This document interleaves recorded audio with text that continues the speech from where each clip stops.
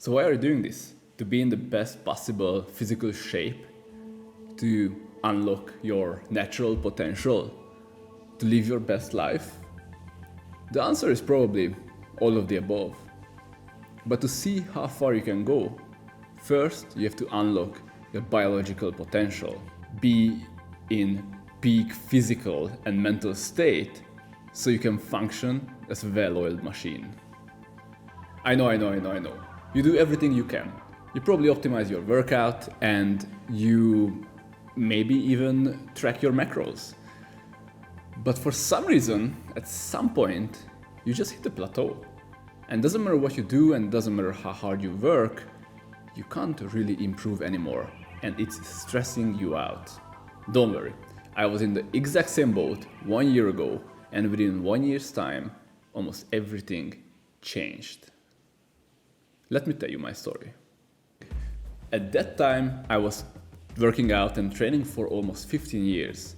And I was working out very hard and optimized almost every aspect of my fitness routine, from recovery to nutrition to my workout schedules, routines, everything. But then I hit a plateau, and didn't matter what I was doing, I couldn't progress any further. Every single gain was marginal, almost insignificant. I hit the point of diminishing returns, and didn't matter what I was doing, I just couldn't escape it.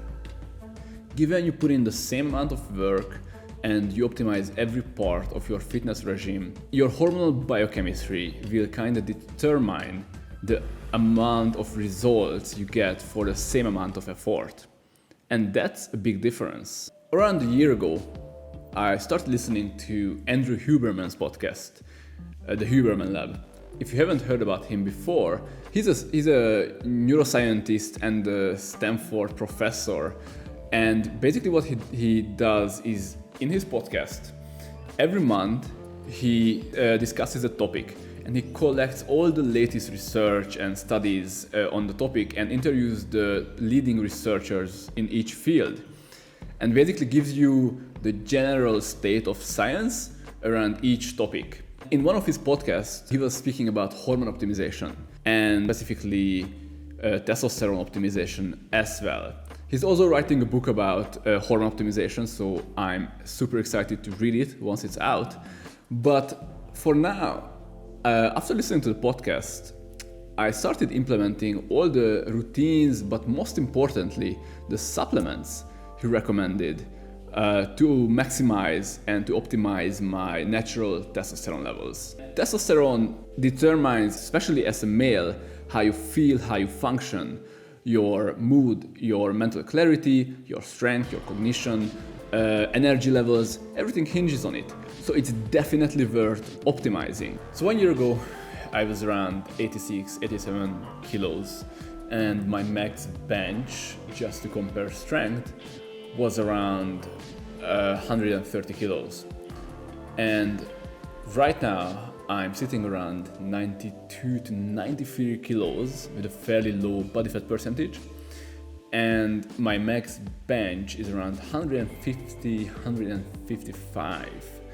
So that's a significant increase. That's a solid 5 to 6 kilos of fairly lean muscle mass within 1 year, and a significant strength increase as well. The way I did it, I actually used Huberman's recommendations and supplements to optimize my natural hormone production, most importantly my natural testosterone production. This process, of course, was the combination many different supplements and routines, and all those smaller marginal improvements really compounded and added up on the long run.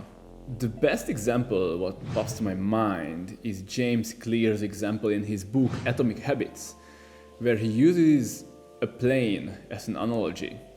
So when a plane takes off, if you adjust the angle of its nose just by a couple degrees, it's not going to make any significant difference on the short term. You're not really going to notice it.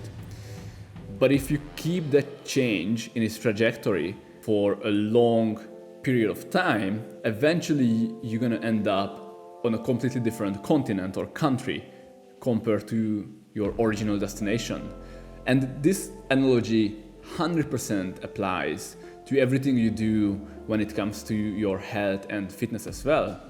But to actually have it compound, you have to keep that routine ongoing on the long run. And the same applies to nutrition, and the same applies to hormone optimization and supplements as well.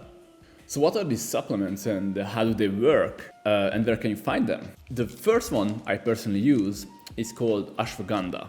It's a plant that naturally, natively grows in the Indian subcontinent and has been used in Ayurvedic medicine for more than 3,000 years. So Andrew noted that there has been significant research confirming its effect. Randomized controlled trials that show a 20% reduction in cortisol levels, one of the main stress hormones, and also shown a 40% reduction in perceived stress levels, which is significant.